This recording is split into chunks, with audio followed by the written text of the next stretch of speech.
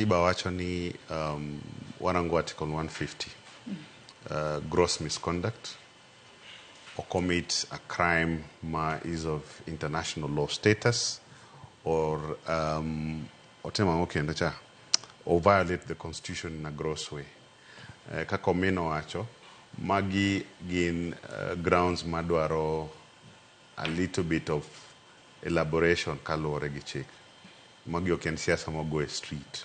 Koro whatever petition mutere e od bura, magi gik mibro rang gi okang' matut ka meet the threshold of article 150 nikech the parameters mar golo jalup ker are more or less the same mar golo ker. Kako min nowacho correctly, gini bro dwaro numbers e parliament. Parliament kanyo wan gi okinde mong'eyo chik. Mong'e maber ni for you, for example, mondo prove gross misconduct, nitie a very high threshold mar prove gross misconduct. Onego bedo proved machalo nade mondo ne ni timne ok osebedo makare. An element, en gi elements meke.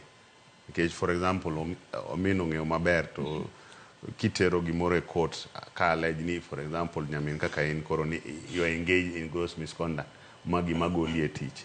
Elements go nyaki prove. There's a committee part in parliament, then there's the whole house in parliament.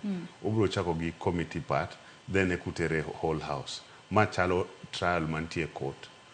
Koro gini okoyot kaka jipare no. To en o involve numbers in parliament ma either to support. Usena no kaka koro, for example, golo governors okusebedo mayot. Case mar meru governor. Utero gigi mu prove. Koku prove cannot be sustained. Yeah. Ati wacho kanyo ni bende crime against